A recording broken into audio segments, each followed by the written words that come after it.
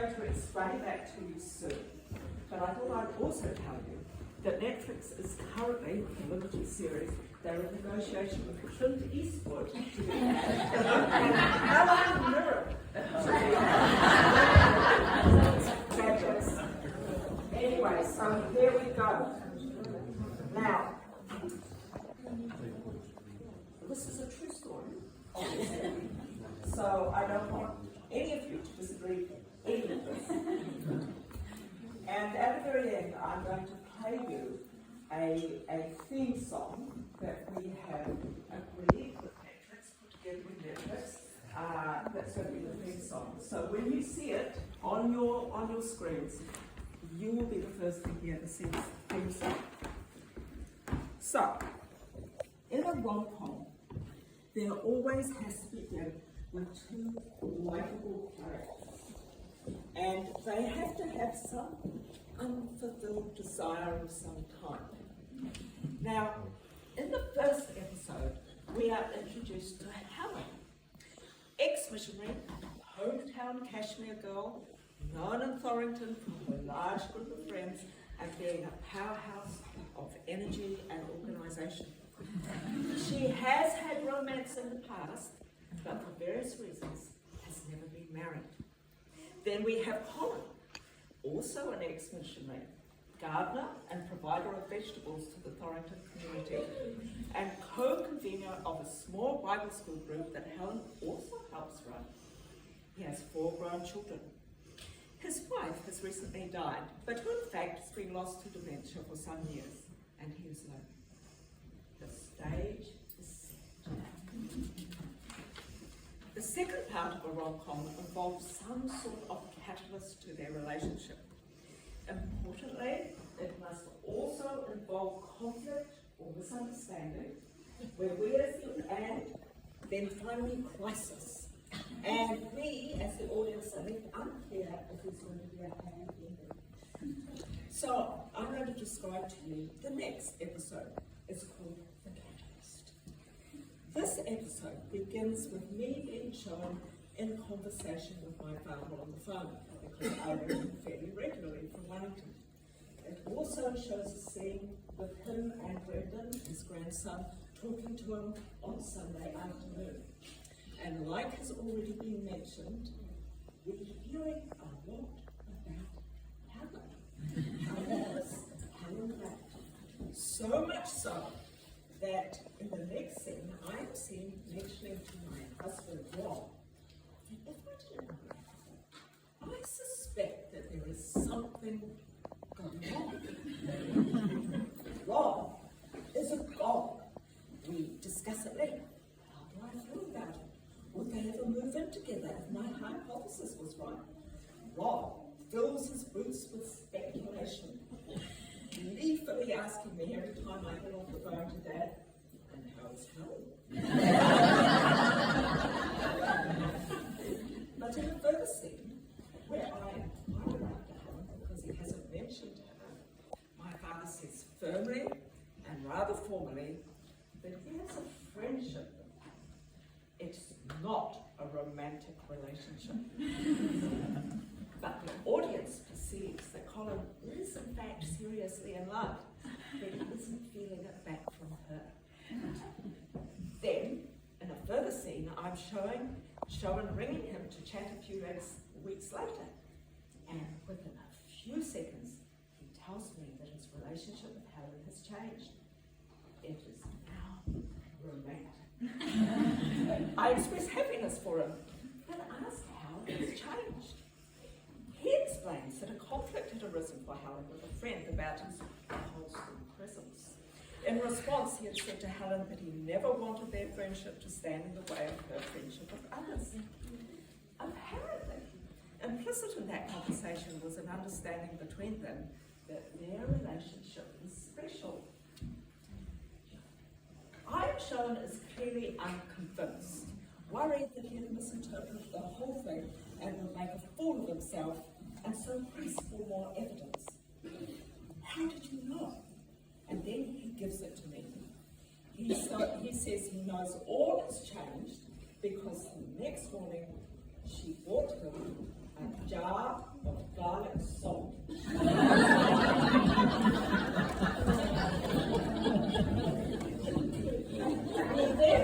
We then cut to me relating this information to Rob, and when he also expresses doubt, I say, we have to accept that the British authoritative village are obviously very different to ours.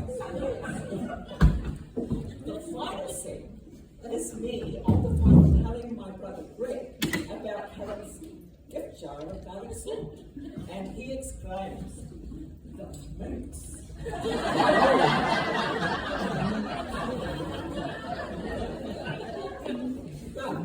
But as with all romantic comedy, all is not plain sailing from then on. No. We now move on to the conflict misunderstanding stage. In episode 3, Colin is again chatting to me, Janelle, on the phone. By the way, I'm hoping to be played by Nicole Kidman. I seem a bit doubtful about it, but I'm falling up the yes. And we are discussing the need to tell the rest of the family about this romance. It becomes clear in the scene that Colin does not seem to think that he needs to tell the family about his love affair because, quote, Warwick is there, no Helen. The audience then realises that clearly my father believes that to know Helen is to love her, and therefore it will be clear to the family that a love affair was going on. I expressed less surety about this and suggest that he really does need to share the news with the family a bit more explicitly. We then have a scene where he is telling Mark and his family about his love affair. There is shock. There is some obvious disappointment at not being kept in the picture. But there is some humour. When Colin rings Siobhan, his granddaughter, and begins with, "I have some important news," she quips, "No, you're not pregnant, are you?"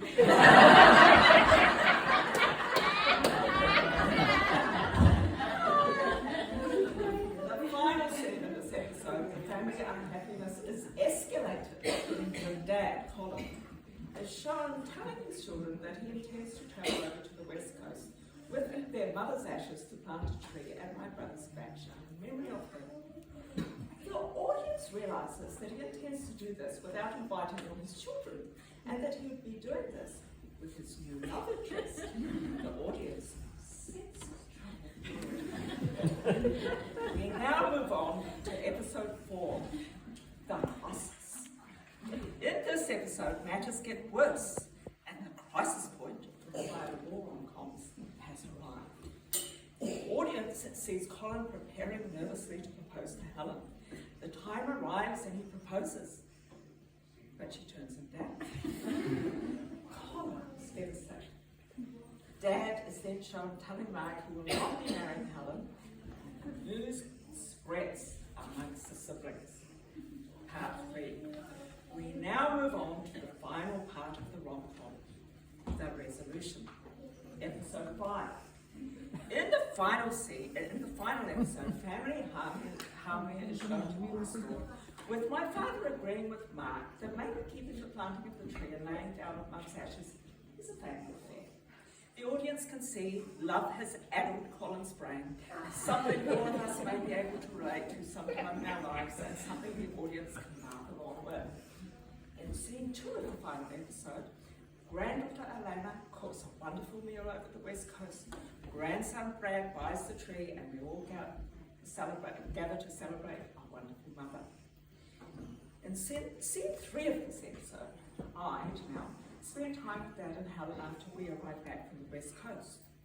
During this time, he shares the news that Helen has changed her mind and that they will be married. He is shown telling me that the marriage will be a very, very small affair. Just in an office, with just a handful of people. I look at him and remind him that Helen has never been married before, and this should be a proper celebration. The audience can see he takes it to heart. I am then Sharon texted Greg to say he may soon have a stepmother. It does not take long to reckon.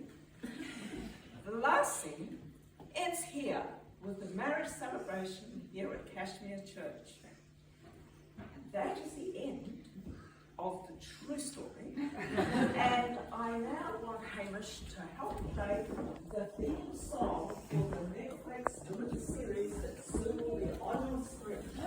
Now, so it's amazing that you recognise some of this from Pulp Fiction, which John Travolta does.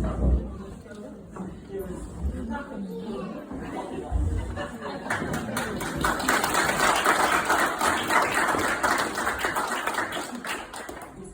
Okay, here we go.